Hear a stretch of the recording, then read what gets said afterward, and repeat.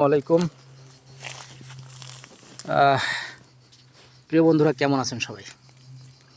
আমি আপনাদের দোয়ায় ভালো আছি।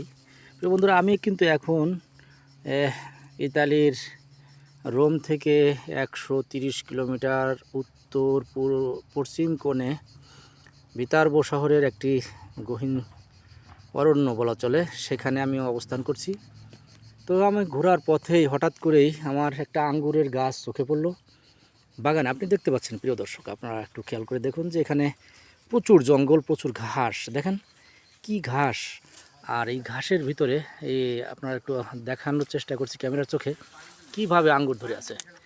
এই কীভাবে আঙ্গুর ধরে আছে এই জিনিসটা, এই ঘাস আমি হাত দিয়ে সরিয়ে দিচ্ছি যাতে ক্যামেরায় একটু দেখা যায়।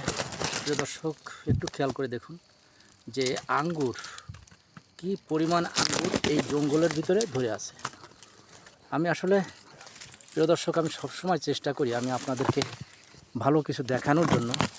আমি অবাক হয়ে যাচ্ছি যেখানে কোনো নাই, মানে কোনো কি বলে, কোনো যত্ন নাই, কোনো চাষ নাই। হ্যাঁ, এই দেখুন, আমি এই ময়লাগুলো পরিষ্কার করে দিচ্ছি ক্যামেরায় যাতে দেখা যায়। প্রচুর প্রচুর আঙ্গুর ধরে আছে। প্রিয় দর্শক, আপনারা একটু খেয়াল করেন, এই থোকাটার কথা ভাবেন। এই যে থোকাটা, এই থোকাটা দেখেন তো, এখানে কয় কেজি হবে? মিনিমাম 2 কেজি আঙ্গুর আছে, একেবারে মিনিমাম 2 কেজি। সে বিশাল থোকা, এর কোনো শেষ নেই। এই দেখুন, এদিকে আমার ক্যামেরা যেদিকে যায় সব দিকেই, মানে ক্যামেরাটা যেদিকে যাচ্ছে সব দিকেই শুধু আঙ্গুর আর আঙ্গুর।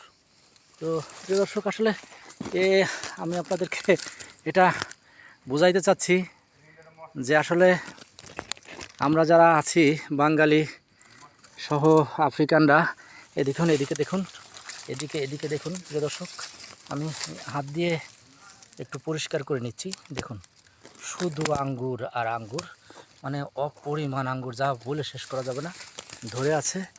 তো একেবারে দেখুন, মানে আমি বলে শেষ করতে পারবো না। প্রিয় দর্শক, আসলে আমি সবসময় চেষ্টা করছি যে ইটালিতে আসছি আপনাদেরকে ভালো কিছু দেখানোর জন্য। এটা পাক ধরছে, পাকবে আর কি, পাকার একটা কাছাকাছি চলে আসছে।